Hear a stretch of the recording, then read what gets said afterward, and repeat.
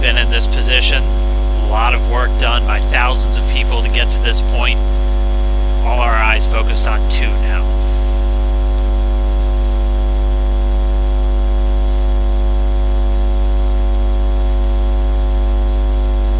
Stage 2 lock flow is closed out. Propellant fills are complete. Dragon is in auto idle. Stage 2 LOX load complete. All fuel, all oxidizer on Falcon 9. 1 minute 34 seconds to go till launch. Ground gas closeout starting.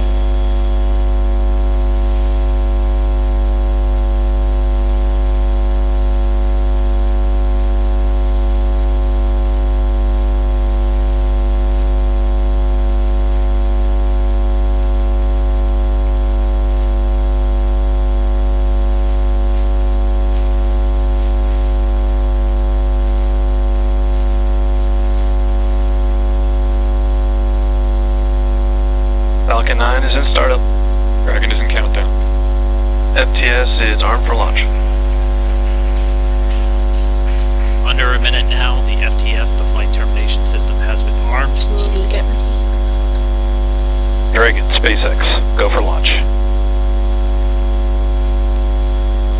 SpaceX Dragon, we're go for launch. Let's light this candle.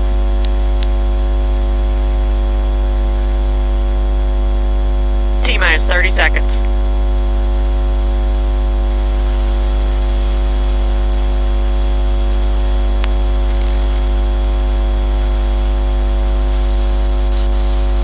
Stage 1 tanks pressing for flight. T-minus 15 seconds. 10, 9, 8, 7, 6, 5, 4, 3, 2, 1, 0. Ignition. Liftoff of the Falcon 9 and Crew Dragon. Go NASA, go SpaceX. Godspeed, Bob and Doug. America has launched. So rises a new era of American spaceflight, and with it the ambitions of a new generation continuing the dream. 20 seconds into flight, stage 1 propulsion is nominal.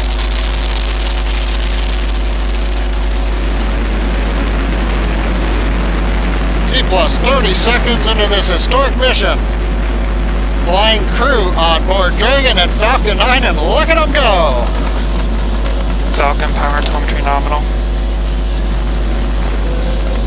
M1D throttle down. We're throttling down to get ready for the period of maximum dynamic pressure. We're in the throttle bucket. Reports say all systems are go. Vehicle is supersonic. We've exceeded Mach 1 on the Falcon 9.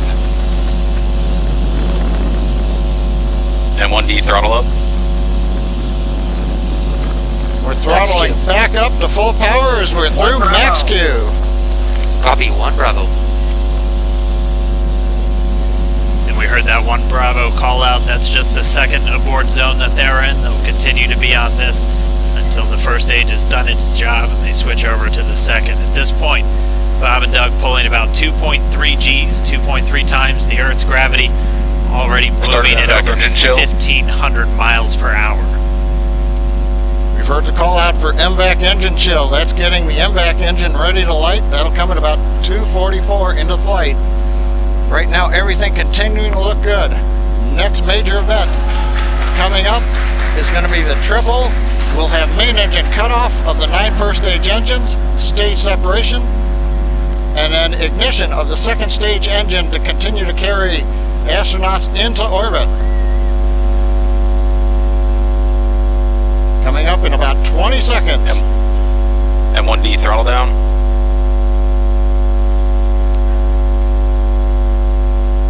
We heard we're throttling down the Merlin engines on the first stage.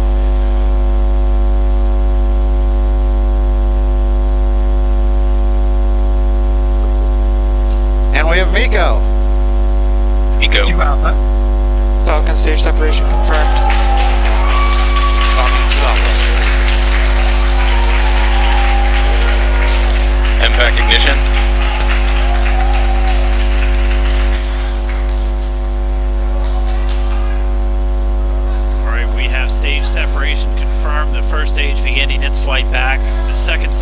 powered by that single Merlin 1D vacuum engine, has ignited and is now Acquisition of signal carrying loss. Bob and Doug into orbit. So they're going to continue under the power of this second Stage stage, 2 propulsion is nominal.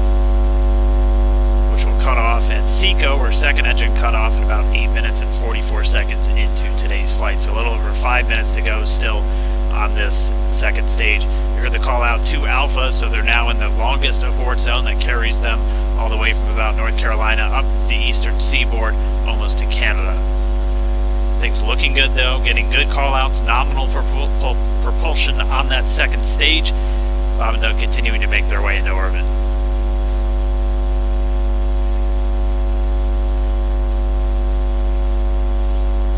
Dragon SpaceX nominal trajectory. Acquisition of signal Bermuda. SpaceX Dragon, nominal trajectory. Alright, here in nominal trajectory, so Dragon pointed in the right direction, continuing to make their flight uphill. Look at your chat. Position of signal Bermuda, that's one of the other ground stations that they're using to get telemetry and data back from this spacecraft. Stage 2 propulsion is still nominal.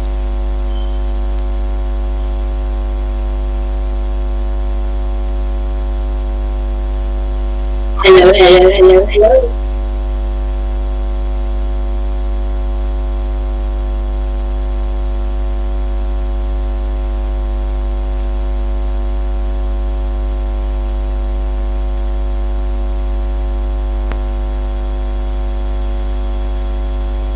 A little over 4 minutes, 40 seconds into the flight. Bob and Doug flying at more than 5,600 miles Dragon per hour. SpaceX nominal trajectory. Already almost 200 miles downrange trajectory. from the Kennedy Space Center. Nominal trajectory continuing.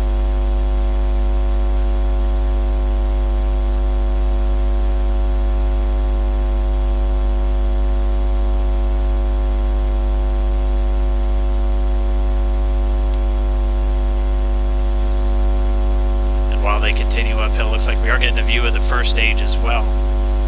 Yep, on your right screen, you can see that first stage with the grid fins deployed. It's making its way back to attempt to land on our drone ship, Of Course I Still Love You Today. And we're just about a couple minutes away from the entry burn, and that's where 3 of the 9 Merlin engines do ignite to help slow the vehicle down as it re-enters back into the Earth's atmosphere. And then after the entry burn will be the landing burn, which is just a single engine Dragon burn. SpaceX nominal trajectory. And you heard Nominal. Starting chill for entry. there's that call out. They are still on a nominal trajectory on Dragon, still on second stage, and that's that MVAC engine on second stage on your left screen.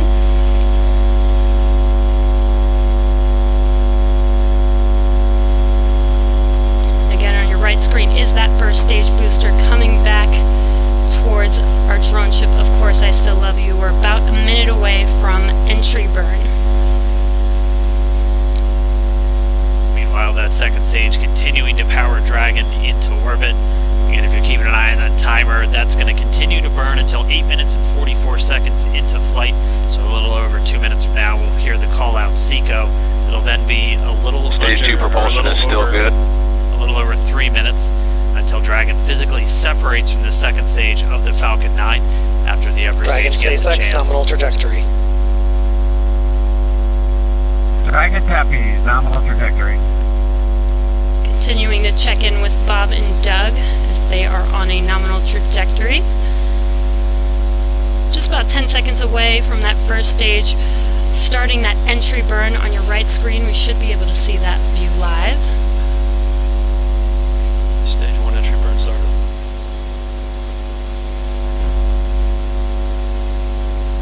And there is that entry burn Acquisition of beginning. signal Newham. This burn lasts about 36 seconds long. Stage 2 FTS is saved.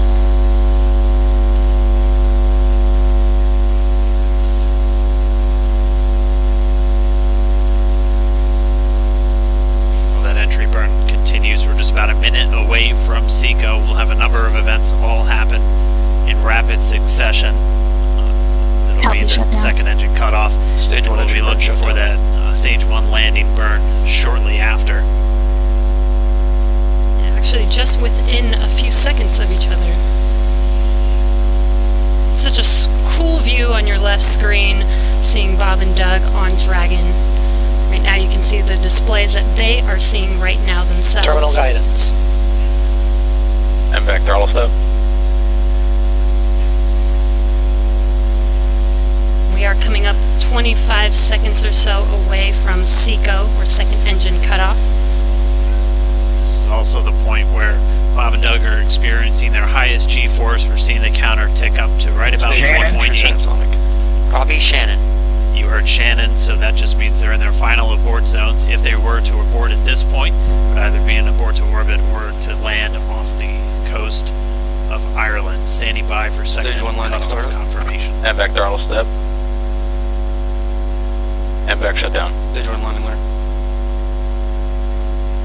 Confirmation of SECO second engine cutoff.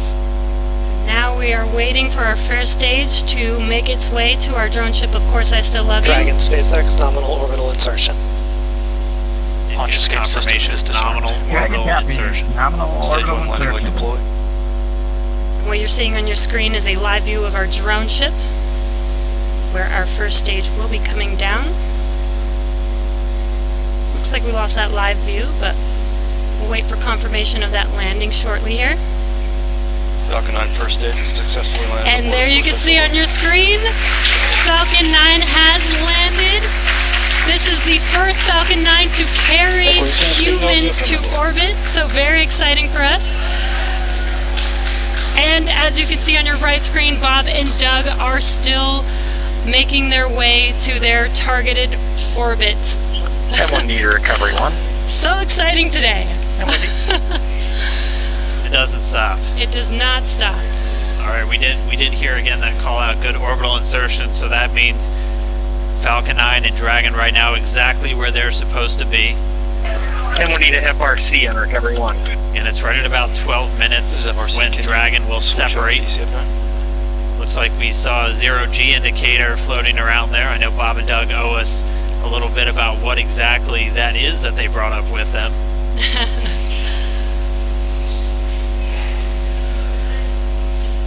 And before separation, before Dragon initiates separation from the second stage, they do make sure to they do ensure that the vehicle is not spinning and it is in good condition before we separate. That's right, the upper stage does small attitude maneuver using cold gas thrusters built into the rocket body itself. Exactly. So we do expect that separation to occur in about a minute from now, but they do wait until they have full confirmation that it is ready to separate. Such cool views. I cannot get over this view that we are seeing right now. Bob and Doug on the right screen inside of Crew Dragon out in space. Yeah, already 200 kilometers over planet Earth, or a little over 124 miles, traveling in excess of 2,700 meters. 27,000 meters per second, or about 16,000 miles per hour.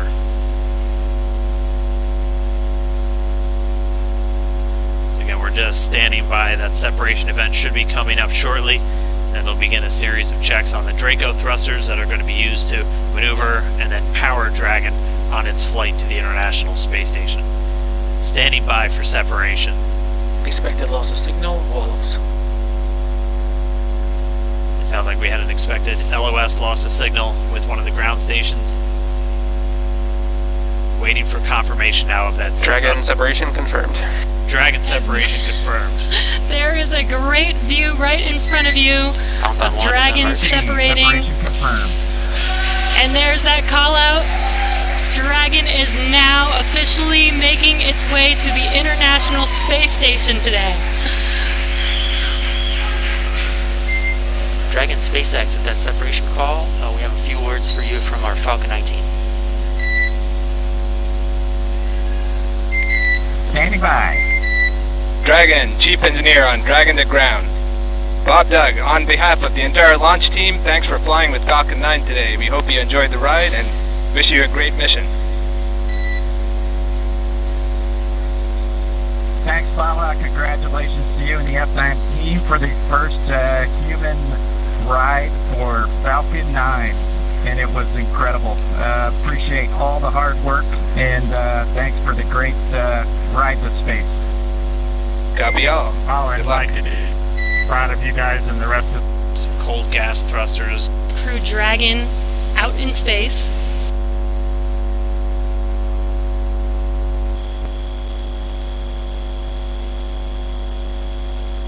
Cargo items.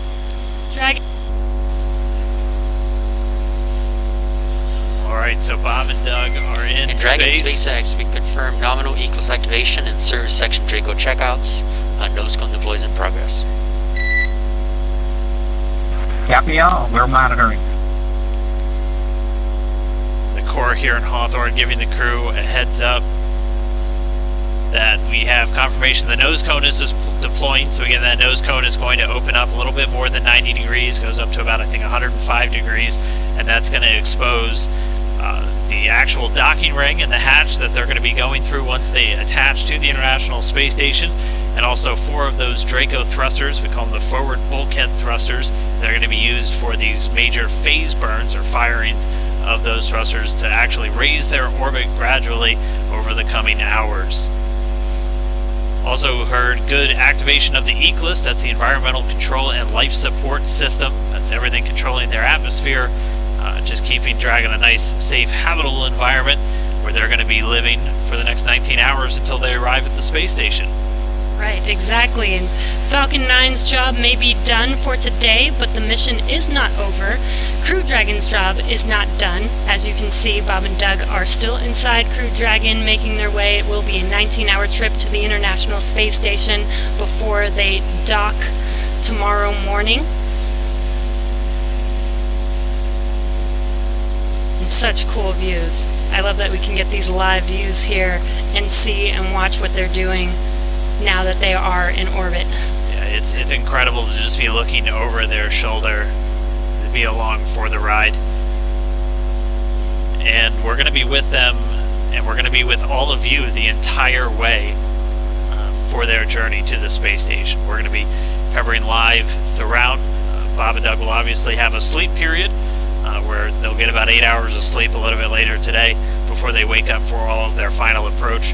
One of the major things we are looking forward to in the next couple of hours is going to be their first turn at the controls. So they're actually going to be using those touchscreen displays to take control and manually pilot Dragon.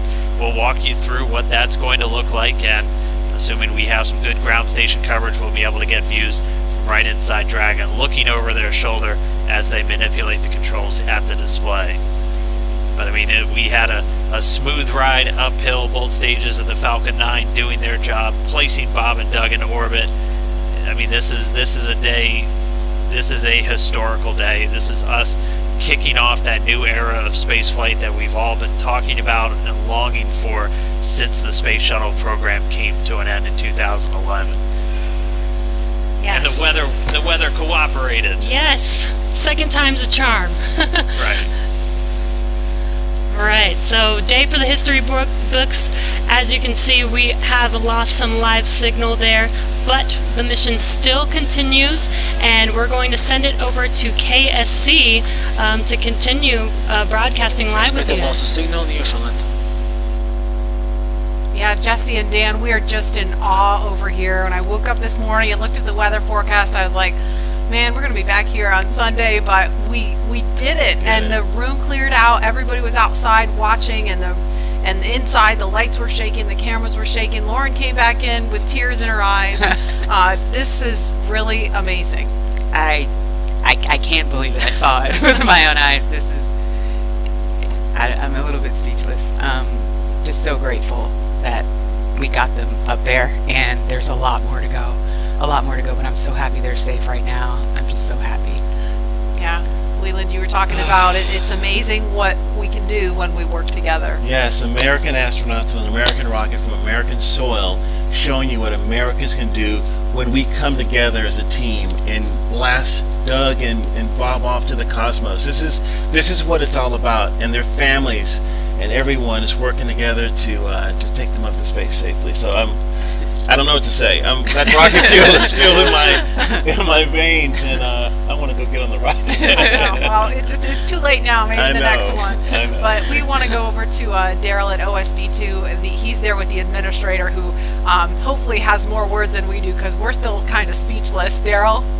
Incredible here, Marie, at the Operations Support Building, where a chorus of applause has been happening from the beginning of launch and throughout the various stages. Some very special guests were here to watch it. That includes President Donald Trump, Vice President Mike Pence, and NASA Administrator Jim Bridenstine, who joins me now. And you were with the President and the Vice President. America's back, launching human astronauts again. Tell me how you feel about that, and tell me about the President watching launch and what happened there. So this has been a long time coming. It's been 9 years since we've launched American astronauts on American rockets from American soil, and now it's done. We have done it. It's been way too long. I want to give a lot of credit to Charlie Bolden. He was my predecessor as the NASA administrator. He fought hard for this program at a time when it didn't get any support in Congress. We now have an administration that is fully supportive of our spaceflight initiatives, not just on the exploration, discovery, going to the moon, onto Mars, but also from a Space Force perspective. Our budgets are going up, things are strong, and today was just just an amazing day. You know, one of the things the President did right out of the gate when he became President is he created what's called the National Space Council, and he put the Vice President as chairman of the National Space Council. And on that National Space Council, you've got the Secretary of Defense and the Secretary of State and the Secretary of Commerce, the Secretary of Transportation, the Secretary of Education, the Chairman of the Joint Chiefs, all of these different amazing individuals that deal with space day in and day out. A lot of people don't realize how many parts of the federal government deal with space. And the Vice President invited those members of the National Space Council here as well. So we just had, and then we had members of Congress, bipartisan members of Congress, Republicans and Democrats, who have been involved in supporting this program, you know, for a long.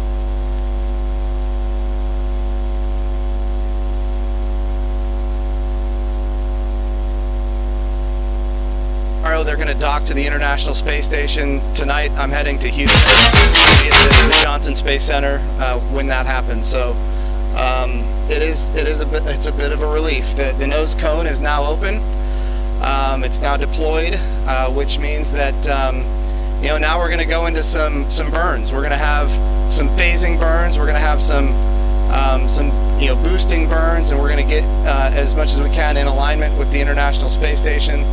As early as possible here, but also I know it's hard, but you know, the big thing that we need to do now is we got to get Bob and Doug, who have now gone through this exercise twice. They need to get some rest, but I can guarantee you there will be no rest for a good amount of time while they're up there in orbit. And they are certainly on their way, and a lot of people joining us for this entire celebration and watching it. We just heard 10 million people watching live as this launch happened, and President Donald Trump becoming the third sitting president to watch a launch live from the Kennedy Space Center. The first, to be clear, I think he's the only sitting president to watch American astronauts launch on a brand new rocket that has never launched before, and that's a big risk.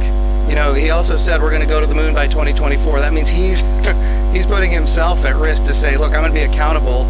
Potentially, I'm going to be accountable to the initiatives that I put forward, and I think we have not had that kind of leadership for space in a very, very long time, and we're so grateful for it. What was it like watching the launch with the president? How did he react? Oh, I will tell you, it's obviously something that is near and dear to him. He said it a year and a half ago. He put it in the State of the Union speech. He said, "We're going to launch American astronauts on American rockets from American soil," and of course, I was like. In my head, I'm thinking we better get after this, and of course we've worked overtime to make it happen. We might be a little behind schedule, but we got it done, and we got it done safely. We're knocking on wood, but so far so good. It's looking good. You personally, Jim, as that rocket was lifting off, and you felt that rumble. Yeah. What'd you feel? What'd you experience? Well, I was praying. I'm not going to lie to you. I was praying. I was praying for Bob and Doug. I was praying for their families. I was praying for their safe return, even though they're just going. But man, I'll tell you, it was. I've heard that rumble before, but it's a whole different feeling when you've got your own team on that rocket. And they are our team. They are America's team. This is Launch America. This is everything that America has to offer in its purest form. And times are tough right now. There is no doubt. We've got the coronavirus pandemic. We have other challenges as a country. But I hope this moment in time is an opportunity for everybody to reflect on humanity and what we can do when we work together, when we strive, and when we achieve. And if this can inspire a young child to become the next Elon Musk or the next Jeff Bezos or the next Sir Richard Branson, then that's what this is all about. Or the next Jim Bridenstine. Yeah. Well, I wouldn't put me in that category, but... Well, we appreciate your leadership for the Space Agency at this time, and congratulations on an amazing day in the launch. Thank you. It's been a great ride. All right, very good. Marie, we'll send it back to you in the studio. Doug and Bob are on course to arrive in the International Space Station tomorrow, May 31st at 10:27 a.m. Eastern Time. And we'll be staying on the air for continuous live coverage along the entire ride to the station. So though our coverage here is concluding, we will turn it over to the teams in Hawthorne and Houston to take us through the next phases of the Demo 2 mission, all the way through hatch opening and a welcome ceremony on the space station for Bob and Doug tomorrow. That's right, and as you follow along, we invite you to tune into a post-launch news conference that's happening here at 6:30 this evening Eastern Time on NASA TV. We'll have NASA and SpaceX leaders here to take questions live on this unprecedented achievement in human spaceflight. And in addition to NASA TV, you can follow along always on Twitter at @NASA and nasa.gov for mission updates as it progresses. Here now are highlights from the mission so far. May 30th, 2020, remember this day. You'll have this memory forever, the day America returned astronauts to orbit from U.S. soil.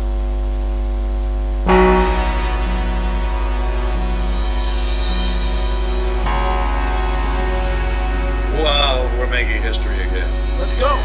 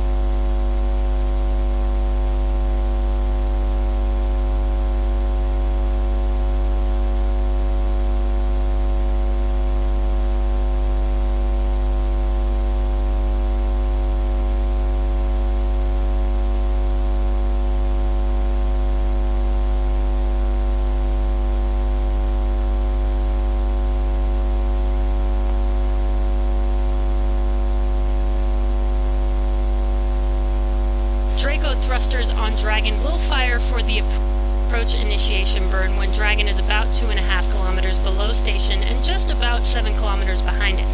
This will swing Dragon up until it is about 400 meters directly below the station, and this maneuver will also move Dragon inside one of those 2 safety zones around the station that requires a set of go-no-go pulls with the different control teams. The first zone is called the approach ellipsoid, which is an imaginary shape measuring about 4 kilometers by 2 kilometers by 2 kilometers, which is essentially a large 3-dimensional oval. Before Dragon is given permission to move inside the ellipsoid, referred to by the teams as the AE, it is configured to be on what is known as a 24-hour safe trajectory. This means that if Dragon lost all control... SpaceX update. If Dragon lost all control to its thrusters, it would be at least 24 hours before its Go ahead, Jake. trajectory would move inside the approach ellipsoid. Okay, for suit docking, we're still waiting for cabin to be below 25C and trending down.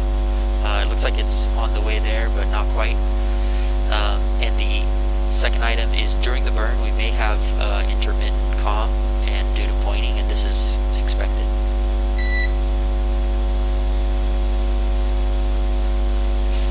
We're just listening. Coach, copy the cabin temp and suit doffing and the intermittent comm during the burn. Good readback, and we are go for the phase burn. Looks like it's in about 12 minutes. Dragon, go for the phase burn. We're just getting a couple of quick updates. They're still wearing those suits that they've been in since we saw them suit up in the O&C building several hours ago. Once temperature just comes down inside the cabin a little bit, they'll get to go to doff or just take their suits off. And you just heard we're less than 12 minutes now from that first burn called the phase burn. Getting back to where we're going to be tomorrow, though, once Dragon arrives at just 400 meters below the station, it's going to be what's known as waypoint 0. That's the first checkpoint during our approach. The vehicle can hold at 400 meters, or it can continue on if all the systems check out, and then it'll begin the approach to waypoint 1. By this point, the teams will do a go-no-go for Dragon to move inside the keep-out sphere. It's another one of those zones around the station, and it's an imaginary sphere with a radius of about 200 meters. It's just another chance to confirm all the guidance, navigation, and control systems are working correctly on Dragon before we move it in really close to station. And it carries a similar requirement to the AE that Jesse talked about, where if Dragon lost all control of its thrusters, it would not go inside of that sphere for at least 4 orbits or about 6 hours instead of the 24 hours for the approach ellipsoid. Dragon's move from waypoint 0 to waypoint 1 will swing it up and out in front of the station, pausing at a distance of approximately 220 meters. At this point, it will be on what we call the docking axis, which essentially means it is directly in front of the docking port. Bob and Doug are headed to the forwardmost port of the International Space Station, the Node 2 forward port. That is where Dragon docked last year on the Demo 1 mission and where one of the 2 international docking adapters is located. These were installed for new commercial spacecraft flights and any other future spacecraft that also use the International Docking Standard. Before moving into the final waypoint, the crew will execute their second manual flight test, except this time they'll be in what we call the near field. That just means they're close to the station. The crew will actually command a hold when they're 220 meters away from the station and conduct a series of maneuvers, so it'll be Doug and Bob at the controls. First they'll fly Dragon to the center line of the docking approach, just precisely lining it up with that docking port. Then they'll do a number of translational maneuvers, so using the Draco thrusters on Dragon to move it around the different axes, and then they'll always be checking in with the ground on how much propellant is used. Again, translational is just you're moving back, forward, side to side. When we refer to attitude maneuvers, it's where you're pointing. But once they're complete with that, they'll transition control back over to the Dragon flight computer to resume that automated docking. And once Dragon is only 20 meters away from waypoint 2, the spacecraft focuses on aligning its docking system with the docking adapter. Dragon will then fly in and make contact with the IDA, giving us what we call a soft capture. The soft capture ring then retracts until sensors indicate it's time for hooks to drive in place to give us a hard capture and firmly secure Dragon to the station. Then it's time for leak checks and hatch opening, which is currently timelined to come about 2 hours following docking. we're going to be here with you the entire way. And again, it's going to be a 2-team effort once Dragon gets really close. So why don't we jump over to Gary, International Space Houston. It's got to be exciting seeing that launch and knowing that they're on the way to you. How's the team doing, Gary?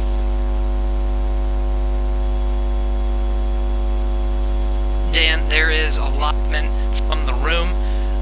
We are closely monitoring Dragon's few burns that are coming up here. You both did a great job of describing some of those. From the International Space Station side of things, we're really in a monitor mode for much of the flight. Once it gets closer to some of the docking portion of the flight that you were going through, that's when we'll start really kicking into gear for joint operations. Just when the Dragon is just about 80 kilometers away, we'll start doing our checkouts of a system called C2V2. That's the communication system. Dragon, through the most of its flight, will be talking or communicating with the TDRS satellites, the geosynchronous satellites around the Earth. Right about the 80 kilometer part, we'll be turning on the C2V2. That is the common communication for visiting vehicles and establishes a link between the International Space Station and Dragon. It'll be turned on for some S-band connections and testing some of the radio signals as Dragon makes its approach. Really, though, we'll be monitoring the approach through some of those final burns once it's in front of the International Space Station. The space station has a few things that it needs to do from the attitude control side of things to really prepare the station for docking, switching some of the thrusters over to the Russian side and really relying on those control moment gyros and the angular momentum there to keep the International Space Station nice and steady. Once it makes its approach, it'll really be up to Bob and Doug to perform those final maneuvers and into docking. Chris Cassidy, though, will be monitoring from the inside. He's got a tool called the RPOP, and he'll be monitoring the approach from the inside of the International Space Station. Chris Cassidy, through the past couple days, has been preparing the International Space Station for Bob and Doug, getting some of their beds that they'll be sleeping in on the International Space Station ready, really preparing some of the tools that he'll use for the monitoring, and then when Doug and Bob are nice and close to the International Space Station, opening up the hatch and getting some air right between the hatch where Bob and Doug will enter the International Space Station.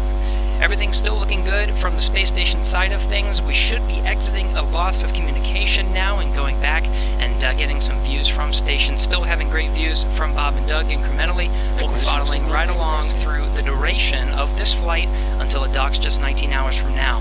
That's it from us in here at Mission Control Houston. Dan, I'll stand it back to you over in Hawthorne. All right, thank you, Gary.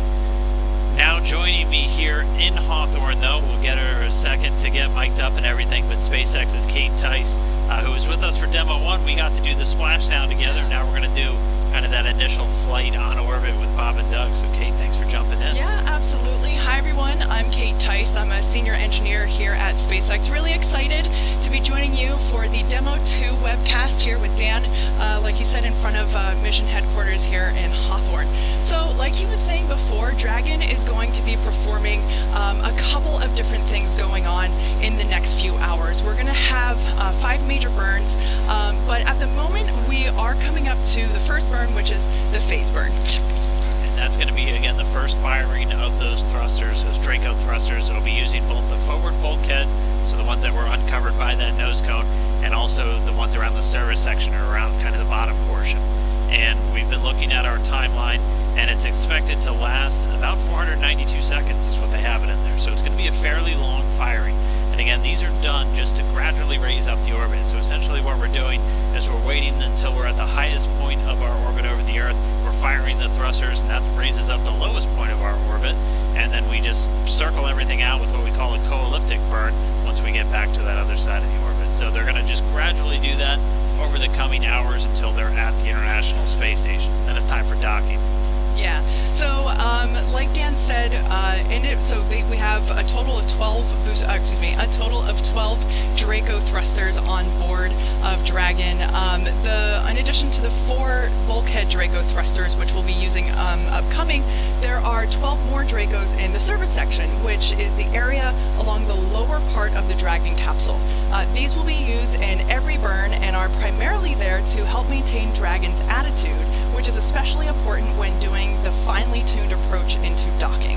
Now, they can also be used for smaller translational maneuvers, but right now we're approaching the phase burn, and that should be about 3 minutes.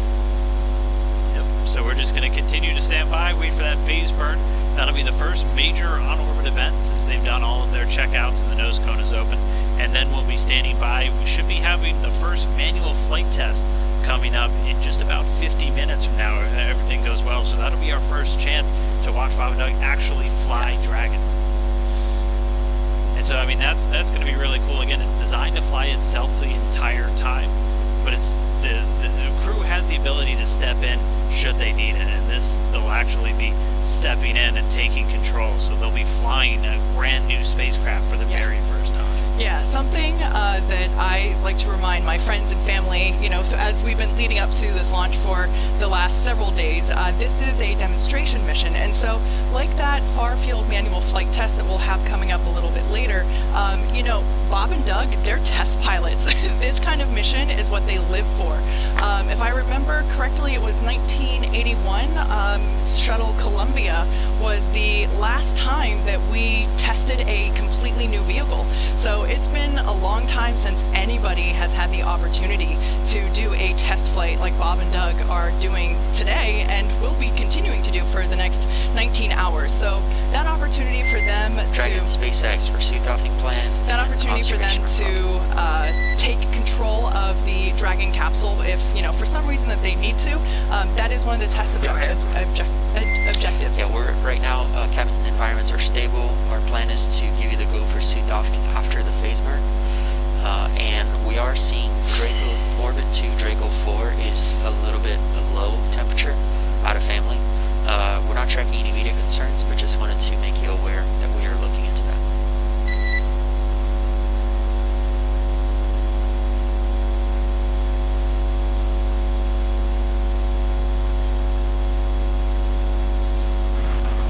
Okay, copy that, SpaceX.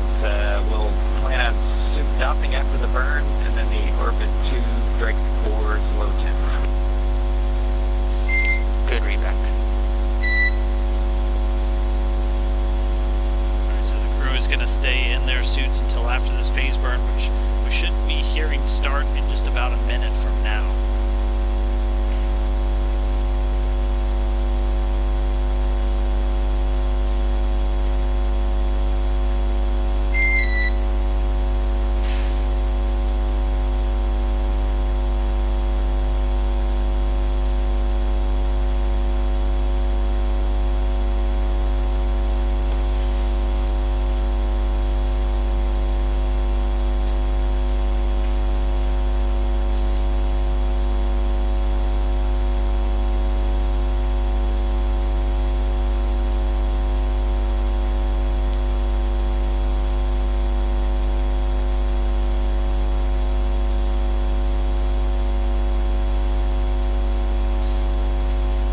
Should be just 10 GNC seconds confirms away good from deorbit. this burn.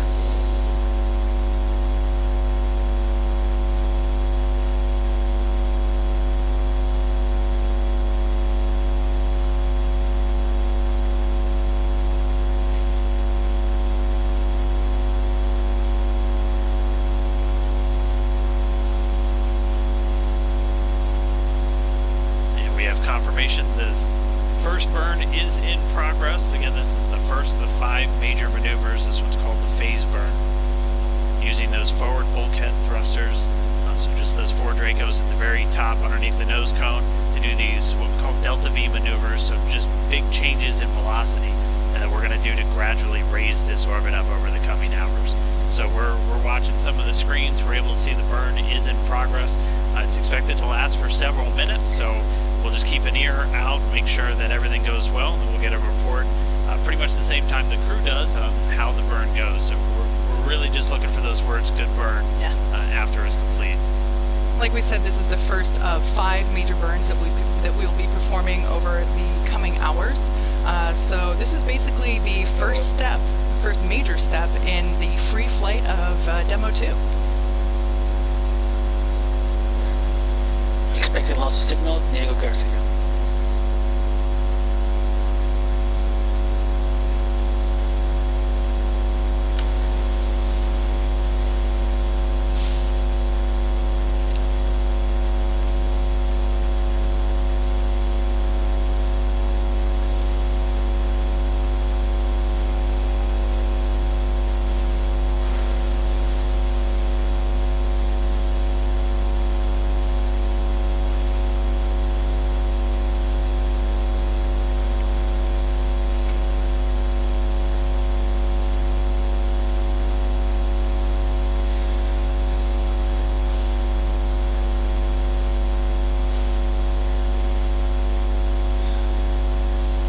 We're about 2 minutes into our phase burn. Everything looking good so far.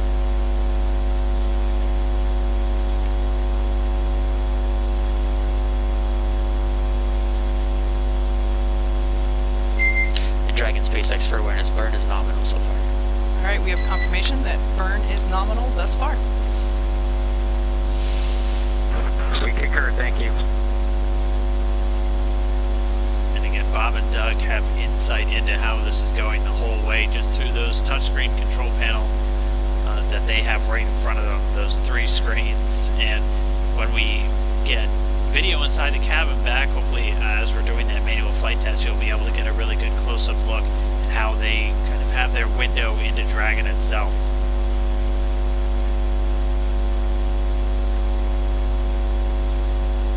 And we are coming up on 3 minutes into our first major burn for their on-orbit path to the station.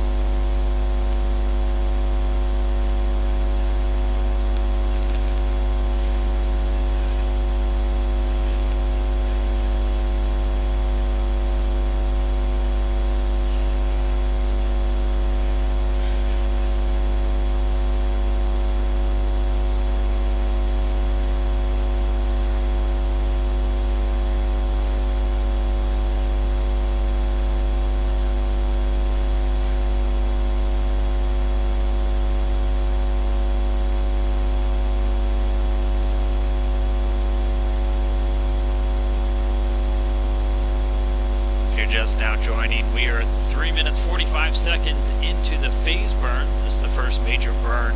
You're getting a look inside of the SpaceX Mission Control Center here in Hawthorne. This is the team that's going to be responsible for looking over Dragon and Bob and Doug on their flight up to the International Space Station. We'll have some intermittent video comm with the Dragon spacecraft itself, only when we're over some ground stations and only when we're doing some of these different maneuvers. But right now we're just continuing to listen in. That first burn's going well. Every single one of these burns is critical to actually making it to the International Space Station. So it seems like a pretty quiet time right now, but I mean, thrusters are firing on the Dragon spacecraft as we speak. They've been doing so for over 4.5 minutes, so we've got a little under 3 minutes to go, I think. Everything's looking good so far. Dan, I remember during the Demo 1 splashdown or deorbit, basically leaving the International Space Station webcast, you know, we were going back and forth saying that it feels like it takes forever to do anything, and it's the same deal going up to the ISS. Everything is super controlled, very precise, and very exact in terms of timing and adjustments. So, like Dan said, this is a critical moment, and definitely one of the first exciting events that we have in Dragon, as it now is free flying. And just to let you know, anytime we have video with the crew during the flight, we'll do our best to bring it to you. So we're just getting a quick check-in on the teams in Mission Control and Hawthorne. I mean, these are the people behind the scenes who have done so much just to get us to this day, taking part in simulations and mission planning with the crew themselves. I mean, you're talking countless hours just to really rehearse everything for this flight before we get here, and we're here. Yeah. We had that successful launch, which still haven't come down from. That was incredible, and everything has gone smoothly so far. Good initial orbit. The burn started right on time, and it sounds like it's going well so far. We are just almost 6 minutes into the burn, so it should be just about a minute or so left. Like you've heard us say many times on today's webcast.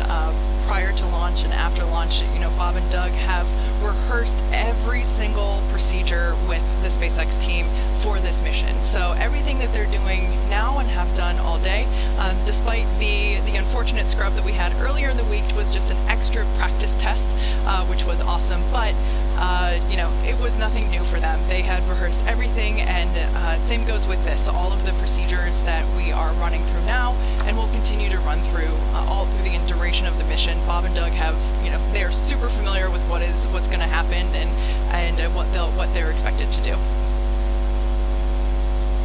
And we should be coming up near the end of the phase burn. Again, this is the first in 5. The next major one's going to be the boost burn. That's going to raise their orbit up to just about 10 kilometers below the station itself.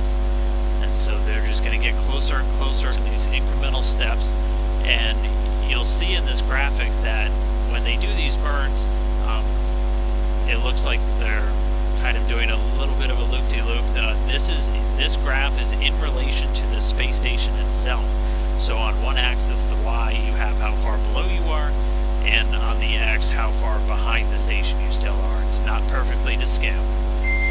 Dragon, SpaceX, nominal burn.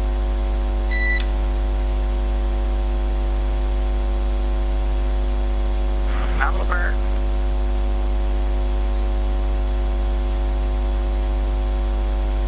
And we just heard the 2 words we were hoping for, nominal burn. So 1 burn out of 5 checked.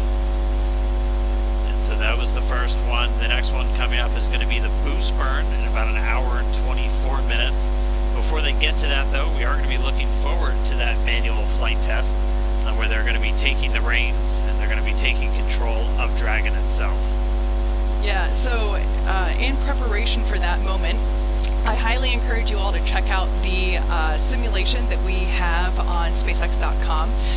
It's actually an awesome opportunity for you to test your own skills at steering. Hey Dragon, SpaceX, we are disabling cameras, and you are go for suit doffing and on-orbit cabin configuration. Note the camera caps, which will be tethered, can be found in location 8, and cameras are currently configured.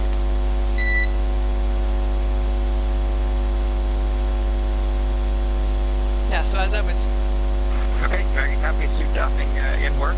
We see that the cameras are off, and we can do on-orbit activation. Copy out.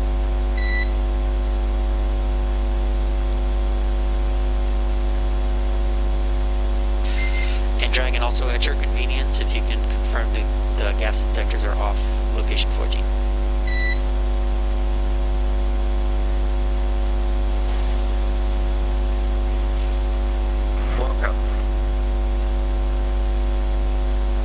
Okay, so what's going on at this point is Bob and Doug now have the opportunity to take their suits off. This is referred to as doffing, as donning is actually putting the suits on. They'll actually be able to remove those suits at this time, get a little bit more comfortable in the cabin, and they'll be putting those suits back on when they get closer to the International Space Station. And like I was saying before, I highly encourage you all to check out the simulation that we have online where you can test out your skills at steering Dragon and docking it to the International Space Station. That website is iss.sim.spacex.com. And like I said, you can test your own skills at flying Dragon. And Dragon, SpaceX, one additional note, no need to reply, but the next burn will be the boost burn. And that's in about 1 hour and 23 minutes per your timeline. Right. Yeah, definitely give the Crew Dragon docking demonstration a try. It's a lot of fun. It gives you a pretty good appreciation of just how difficult it is to fly and maneuver in space when you're not just thinking about going forward and backward. You have every axis imaginable that you have to worry about. Took me a couple of tries. I know those first couple I got impatient and flew in way too quickly, and then one time started to spin pretty wildly out of control. So it's probably a good thing I'm down here and they're up there, but it's a lot of fun to check out. Yeah, I was also really surprised at how many levels of control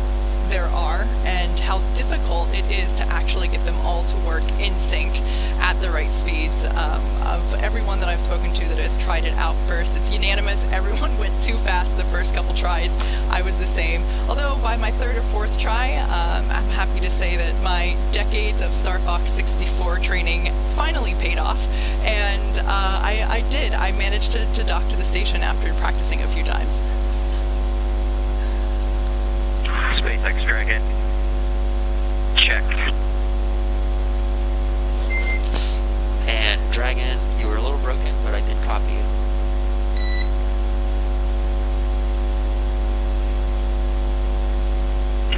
How about this time? I'm here on the cabin mic. Loud and clear on the cabin mic. Copy that. We have you the same.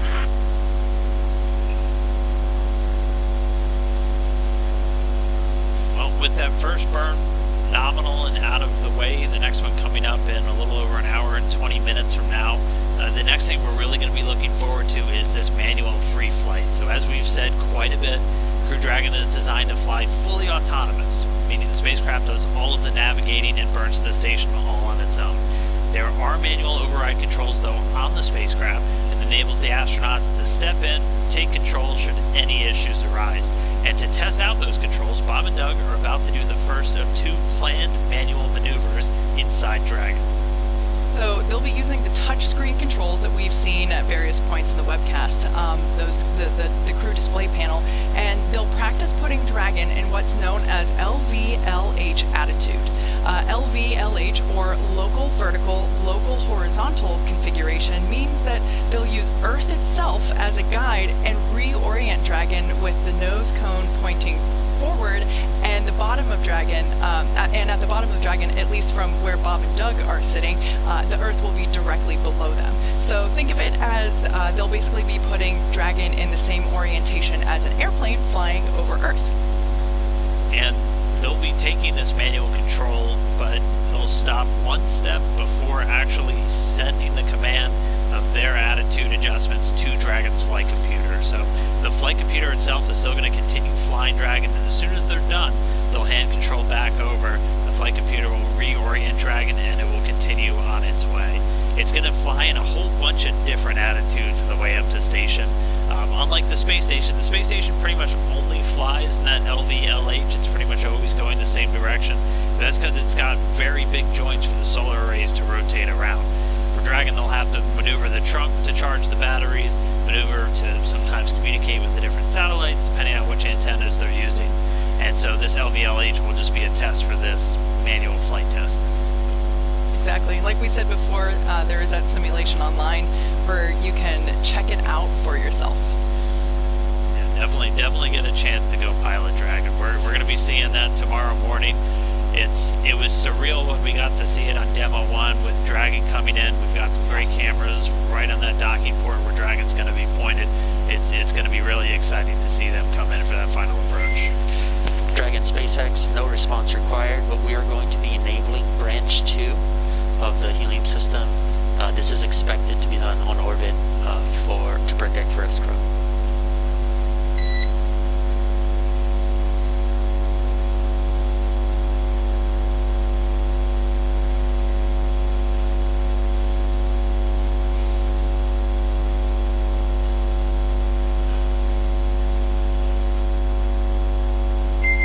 And Dragon SpaceX, this is just clarification. This will get us back into the expected on-orbit config.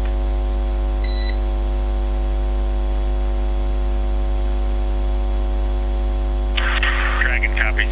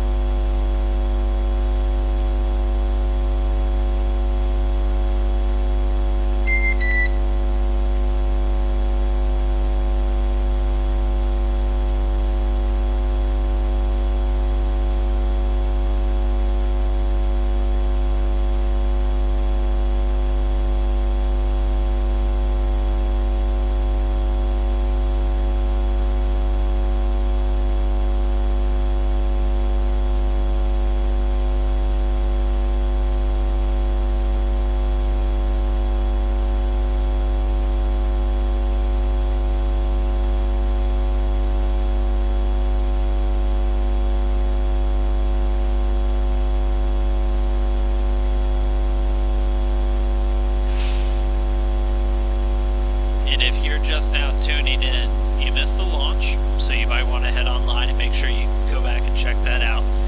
But Bob Bank and Doug Hurley, our two NASA astronauts, are flying through outer space right now after that successful launch just a little while ago. We're going to be bringing you this ground track that you're looking at. You're going to be able to see exactly where Dragon is over planet Earth, and you're going to see a number of different lines, so usually 3 at a time. And so what that is showing is each of those orbits around planet Earth for the Dragon spacecraft. And it looks like it's wavy, but that's because you're taking a globe and then stretching it out flat. And so that's why it looks like, so it is a straight line if you were actually looking at it around the globe. So with that on-time launch, they've already traveled well away from the Kennedy Space Center. They're already downrange, way in excess of 600 miles. But they're going to continue to fly around the planet Earth. They're going to continue to raise their orbit over the next 19 hours. They were successful in doing so with their first burn, the phase burn. SpaceX Dragon pursuit doffing. We started a timer for the drying of both suits about 4.5 minutes ago, if you guys want to back us up. Copy. Timer started for suit drying 4.5 minutes ago. Back up. And that was the Demo 2 Commander Doug Hurley talking to the Corps behind us right here in Mission Control Hawthorne. The crew has doffed or gotten out of their spacesuits that they've been in for several hours now, and they kind of hanged it up, almost like hanging up your clothes just to dry, and they're going to continue to they have a timer just to know when they're fine to just pack them away. They're not going to have to put those suits on again until tomorrow when it's time to dock with the space station. Quick, I want to comment there on the view on the right-hand side of your screen. That is, if Bob and Doug were looking out the window, that's basically what they'd be seeing right now. That's a live shot from Dragon, and with planet Earth rotating below it. Yeah, they're going to continue to make their way up over the next couple of hours. We have a number of items coming up for them, though. We are still counting down to that annual flight test that should be coming up within the next half hour, and that's going to be Bob and Doug actually taking control of the Dragon spacecraft for the very first time. So that's going to be really exciting.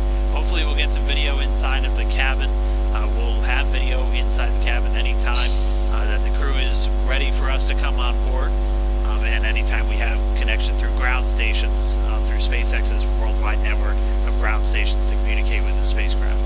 Yeah, and just real quick, I want to correct myself now that I can see the image a little better. That's actually a live shot from the International Space Station. I thought it looked like a radiator. Yeah, for a second I thought it was the Dragon trunk there. But nope, that is the ISS, so that's where Bob and Doug are heading. And like we have been saying so far, this is just the beginning of what is a 19-hour journey for them. So they've got a lot of stuff coming up.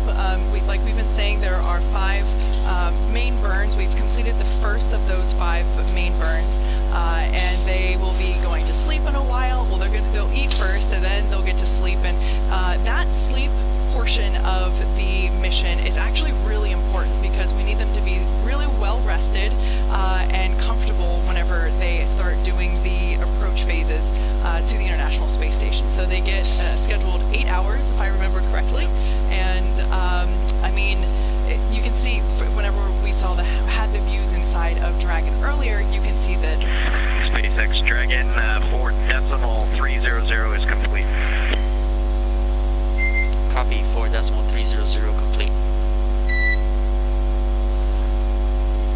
Yeah, that's Bob and Doug just getting the cabin configured. They're out of their suits, getting a little bit more comfortable, and then hopefully we'll be getting that manual flight test in just a little while. Yeah, they'll have about 8 hours of sleep scheduled. I don't know how you can go to sleep on a day like today, but I also don't know how they were as calm and collected as they were. So again, you're dealing with some special people when you're flying somebody into space.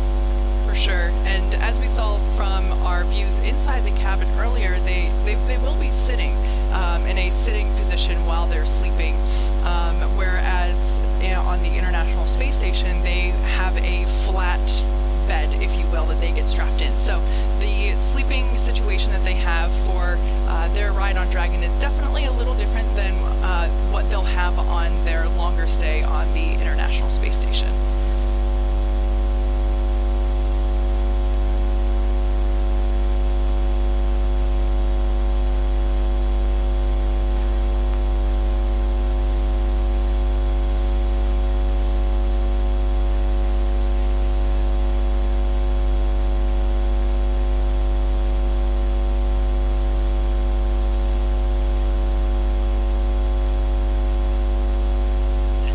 walk you through quickly. We're looking live right now from Bob and Doug's destination, the International Space Station. They are scheduled to dock tomorrow, with that initial docking coming at 7:29 a.m. Pacific time. So over here on the West Coast, it'll be 10:29 a.m. over on the East Coast. It's about a 19-hour ride. It'll be 19 hours and 7 minutes if they dock directly on time from launch all the way to that docking. It'll take 5 successful burns to get them in close proximity to the International Space Station, followed by a number of smaller maneuvers during that rendezvous and that final approach sequence. But it's going to be a pretty lengthy trip for them to get there. Again, starting off from Kennedy Space Center just a few hours, less than an hour ago, I think at this point. Time is starting to all flow together, but already moving in excess of 17,000 miles an hour as they continue to raise their orbit and chase down the space station.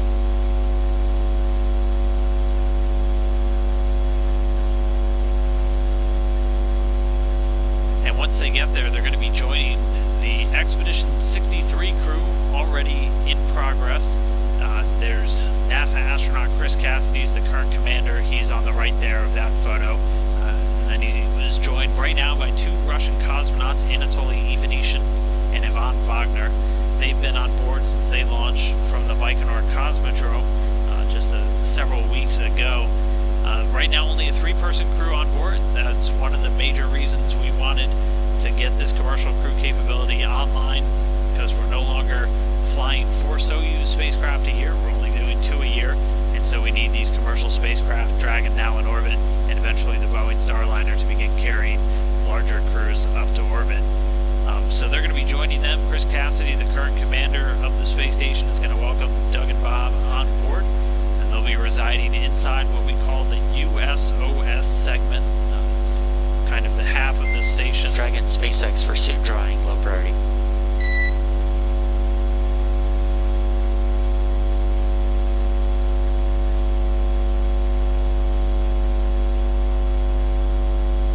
Go ahead. Yeah, we just wanted confirmation that you are drawing suit 1 or suit 2 and seat 1, just because we're not seeing telemetry from umbilical.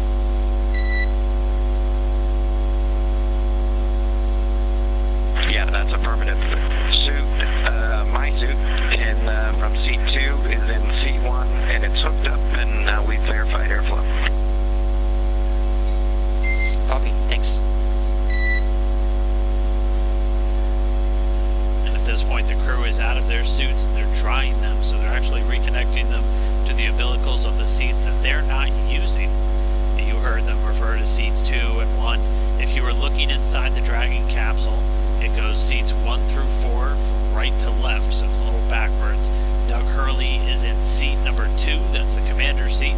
Bob Bank in seat 3, that's the pilot's seat for this flight. And obviously, nobody in seats 1 and 4 on this way uphill, but they are getting their suits connected to the umbilicals, which can provide communications when the astronauts are actually in the suit, but you can actually flow air into the suit through that umbilical, and they're just using that to dry it out now that the crew's not wearing them and they're comfortable on orbit. Yeah, I can imagine that despite that airflow going through the suits throughout the entire time of leading up to launch and launch itself, I can imagine it's still, with the adrenaline and their hearts pumping, I imagine it might have gotten a little sweaty in there anyway.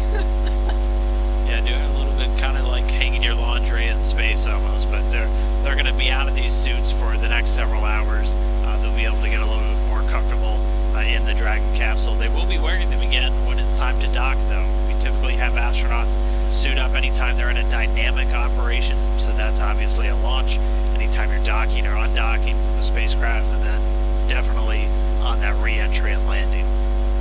Yeah, so as you've heard us say before about these suits, they are custom made for Bob and Doug, so there's really no chance that they might be able to put the other ones on, like their name is stitched on it for obvious reasons, but these suits are highly intelligent and highly functional, so even though they naturally will be more comfortable out of the suit, they have said that the suits themselves are pretty nice to sit in, and as you can see from today's events and the launch attempt that we had before, they do spend quite a bit of time in those suits. So yeah, they are custom made astronaut made here on site in Hawthorne, California. And same building that we built the rocket, same building that we build the spacecraft. So pretty cool to see of that piece of hardware itself now in action, finally in Dragon. Yeah, and I mean, we've talked about how the suit is almost like a mini spacecraft itself, and we always say that when we talk about when crew members go out for spacewalks, because that suit is kind of self-contained to have all of the breathing air, things like that, just in case they need it. Specifically for these flight suits on Dragon, they're going to be most needed if you have a depressurization, so just a loss of cabin pressure inside of Dragon. They're able to be in their suits. They can get pressurized nitrox or even pure oxygen if they are depressurized, and their suit will be at a lower pressure, because if you put the suit up all the way to 14 psi, it'd be kind of what we look at when you talk about wearing the large EMU, the great big white suit that we wear for spacewalks. Pressurizing that all the way up to atmospheric pressure would be you in a giant balloon where you probably wouldn't be able to move your arms very easily. So when you're in a suit and it's pressurized, you're typically at a much lower PSI. I'm not sure what the SpaceX suits are at, but our EMUs are at about 4, and then you have to up the oxygen content in what you're breathing just to make sure you're still getting enough, so they'll be able to flow pure oxygen into those suits if required. Yeah, so just as a quick update, in case if you are just joining us, we have obviously lifted off. Bob and Doug are now on their way to the International Space Station, probably about an hour and a half into what will be a 19-hour journey in chasing down the space station. And we are approaching what is known as the Far Field Manual Flight Test.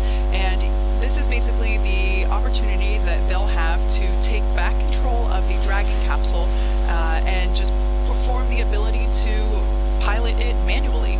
Dragon is a fully autonomous spacecraft, meaning that it drives itself. It is highly intelligent. The flight computer makes all the calls, using all the inputs from the sensors and the data that it receives. And so realistically, this is meant to be a fairly hands-off flight to the International Space Station, but in the event that for some reason Bob and Doug need to, or whichever astronaut is on board Crew Dragon might need to take manual control, the Far Field Manual Flight Test, which we have coming up in just a few minutes actually, is what we will be doing to basically complete the test objective for this mission, saying, yeah, that is absolutely possible to do. It's right there in the name. It's a demonstration mission 2, which on demonstration mission 1 we didn't have crew members, but did a lot of tests of Dragon's maneuverability, even testing on a board when we were on the final approach and docking. And so Bob and Doug are really just on board to really put it through the ringer, to put all the systems through and check them out. That would require a crew being on board, because this will be that final test before NASA looks to certify SpaceX to begin those regular crewed flights to the space station. So we're talking about those 6-month to year-long missions with crew members living and working in space. And we're looking at doing that later this year, as soon as we're wrapped up with Demo 2. As soon as a month after Bob and Doug return, we'll be looking for that next crew to go up. 3 NASA astronauts and 1 from our partner agency, JAXA, the Japanese Aerospace Exploration Agency. So things aren't slowing down. We're just at the very start of this mission. It's hard to think that we're already thinking forward to the next one this quickly, but that's just the nature of the business right now. Things are definitely picking up in space. Yeah, as SpaceX engineer myself, part of my job is to help NASA come in and certify the hardware that we're building. So I have been inside of the capsule that's now in space. I've been inside the capsule that, as Jessica Jensen mentioned earlier in the webcast, earlier this week was just in the Dragon Clean Room, which is down the hallway from us here, which is now in a different building for it to complete high pressure testing. But as someone that has spent the last 5 years working for this mission that we're executing today, it is so surreal to now be performing the parts of testing, of demonstrating with the astronauts. I still remember hearing the comms check on Wednesday of, just pre-flight, making sure that all different the key players in the mission were able to communicate back and forth, as well as to Bob and Doug. And I just got chills whenever I heard that tone of them communicating back and forth to mission control. Yeah, well, it was great to see them get off the ground today, and hopefully we see them in just flight test. So we're going to continue to follow along. Again, we're here for the duration. Dragon, SpaceX for timeline. Hopefully we get a call on how quickly we get that test right here.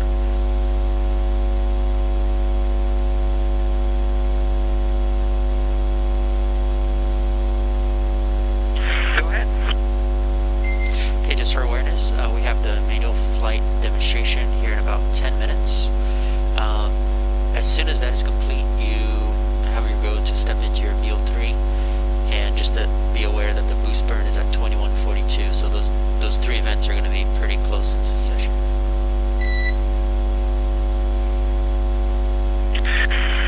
Thanks for the update. Yeah, we were looking at that. I think we're just about changed, so we'll give you a go to come back on board here in about maybe 5 minutes or so.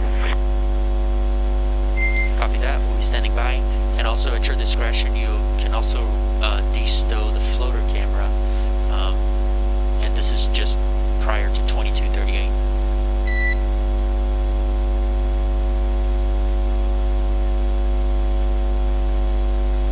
Alright, so there you heard it. Copy that. Should be joining Bob and Doug back inside the Dragon capsule in about 5 minutes or so. And then we should be seeing that manual flight test in a little less than 10 minutes from now. The International Space Station right now is flying. Let's get a quick look at the ground track. It's flying over the Pacific Ocean just to the southwest of Mexico, about to swing out over the central part of the United States. At the time of launch, though, it was right over North Carolina and actually passed right over the Cape minutes before flight. We were able to get a couple of images down from the current Expedition 63 commander, Chris Cassidy.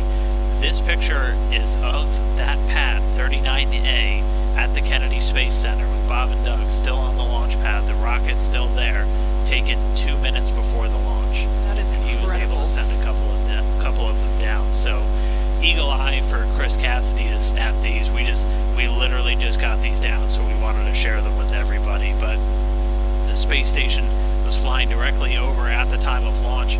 We're almost at an hour and a half since launch, and it's already almost gone around the entire planet. Again, it's about to cross over the United States in the next couple of minutes. So that's what they're chasing down, and that's where you can kind of start to appreciate why this might take so long. When something is moving that quickly around planet Earth, it's not as easy as just kind of getting your car and going a couple of miles. It takes a lot of energy, which means a lot of fuel, which can mean a lot of time to catch up to another spacecraft already in orbit. Absolutely, and the fact that it is in orbit, the International Space Station in orbit around Earth, is really critical to understand there, because in reality, Bob and Doug are only going 250 miles up. So that's basically the distance from Los Angeles to San Francisco. So when you think about, even though it does take them a long time to catch up to the International Space Station, it's because it's going so fast, and they have to go around planet Earth a number of times in order to chase it down. But in reality, they are not, they are above Earth only about 250 miles, which I believe is a pretty relatable distance for everyone in terms of understanding just how far up they go. Alright, well, we are just about 6 minutes away from the start of that manual flight test. We'll hang out for a couple of minutes. Hopefully we see inside the capsule again shortly, and then we'll be joining Bob and Doug as they take the reins of Dragon for the very first time.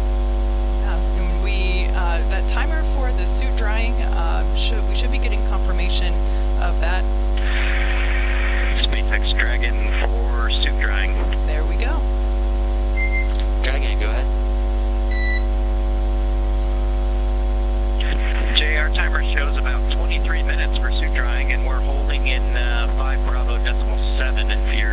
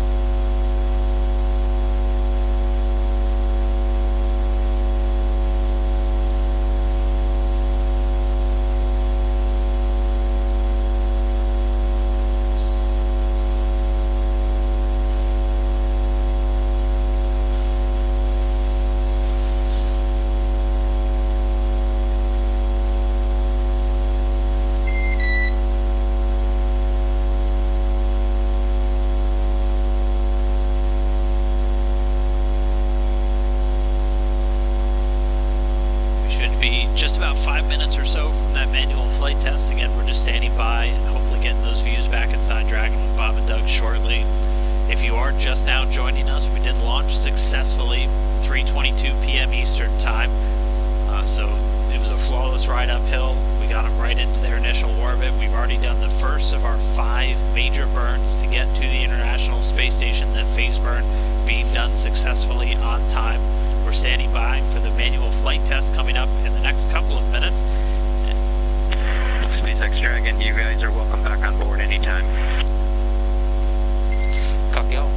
Yeah, we'll be setting up for the manual piloting demo shortly. Okay, so that was Bob and Doug giving the okay for us to turn the cameras back on inside of Crew Dragon. And I did hear in one of the previous commands earlier that... And Jay, just a quick tag up, the detectors are all confirmed off OFF. Copy, confirmed off.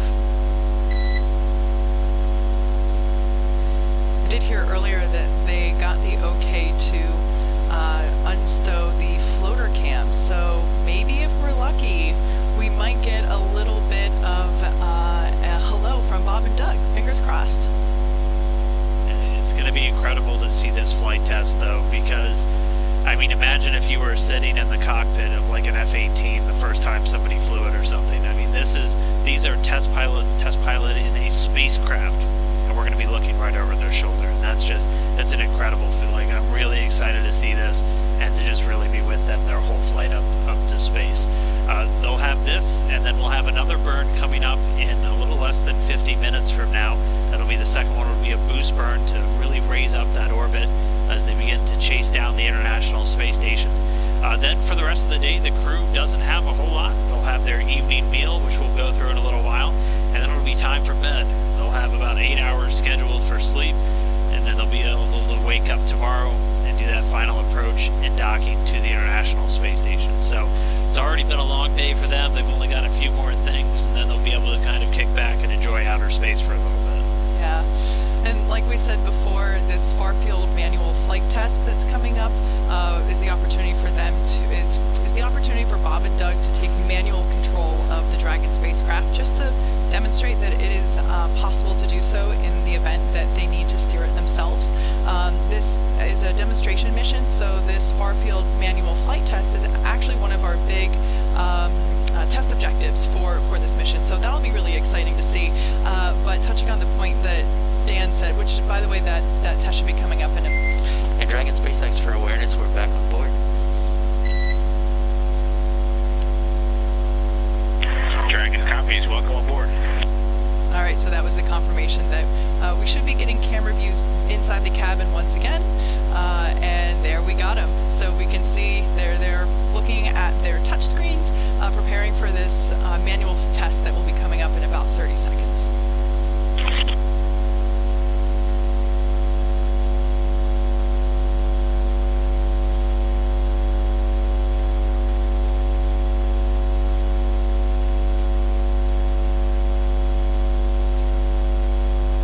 What a sight. I love that we can see right over their shoulders. We can see the screens. It's just incredible. If you keep your eye on the displays, the one on the far left will look very familiar to you if you've done that automated, or not, if you've done the manual docking demo that we were talking about a little bit earlier on the SpaceX website. Doug Hurley's going to be at the physical controls, so he's going to be the one flying today. Dragon SpaceX, if you are ready, we're going to command far field pointing. Here we go.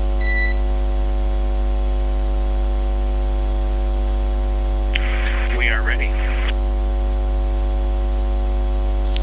Copy. I'll give you the go after the transition is verified.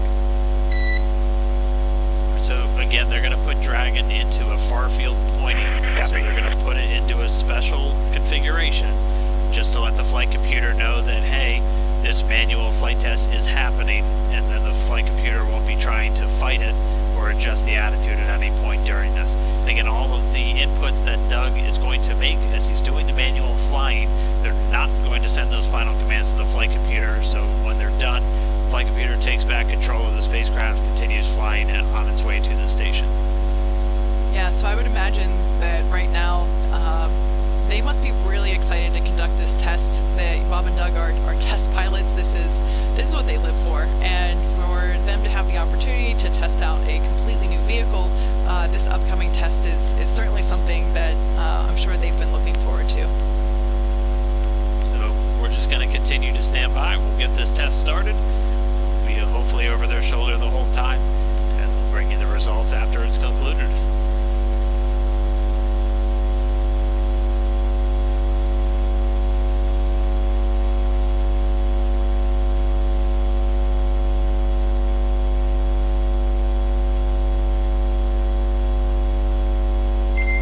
Dragon SpaceX receiving far field pointing. You are go to perform manual piloting test bird 4.042. Far field manual piloting. The test must be completed by 21:26.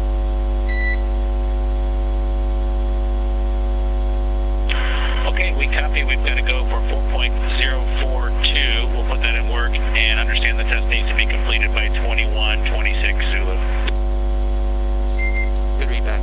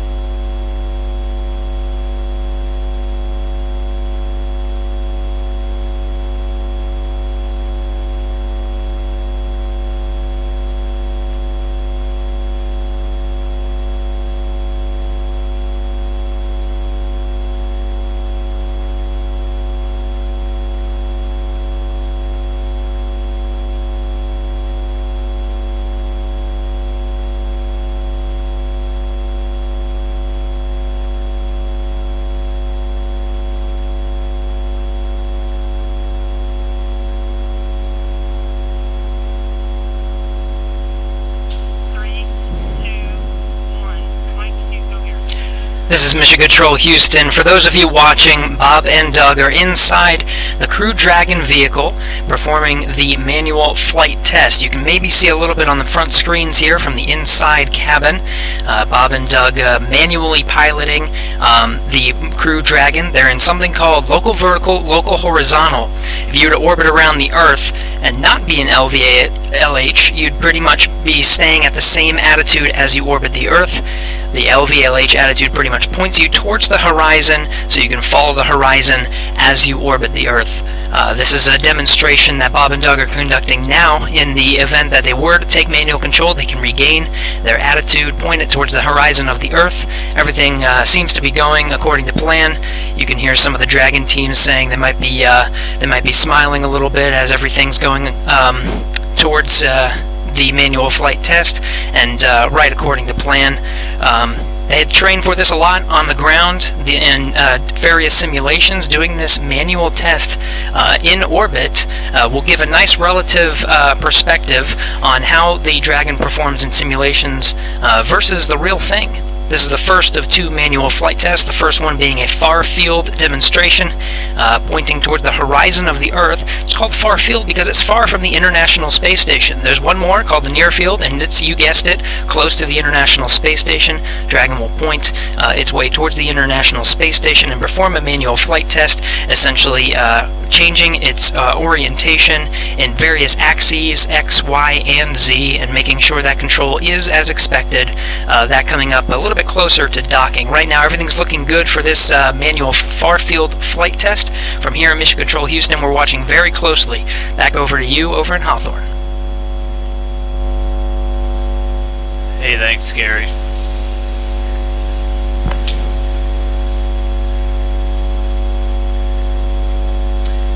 Hey, thanks, Gary. Yeah, they are still going through that manual flight test again. This is their very first time to be at the controls of Dragon. They're putting it into that LVLH, so they're literally just using the Earth as kind of their guide point to realign Dragon. So they're essentially flying over it like an airplane when they're in this configuration. The nose cone of Dragon pointed forward into their velocity vector, so the direction that they're going.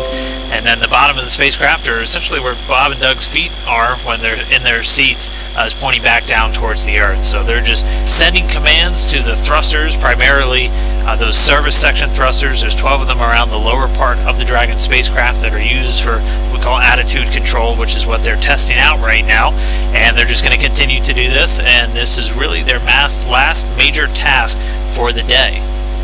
And it has been a day for sure. After they perform this test, they will have the opportunity to have their evening meal. We'll talk more about that in a little bit, but it's safe to say that if I were an astronaut, I would definitely have an appetite right now, and I would most certainly be looking forward to having my dinner. Yeah, our video views on board Dragon will be a little broken up over the flight there.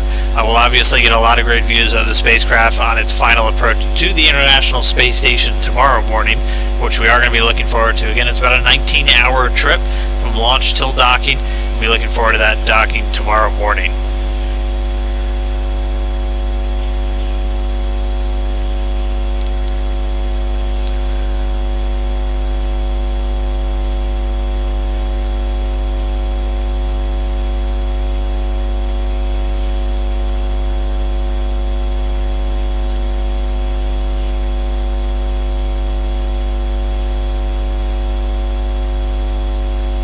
Something to note, we will be staying on air for the entire time until Bob and Doug hop on the International Space Station. So I know that this will certainly be setting a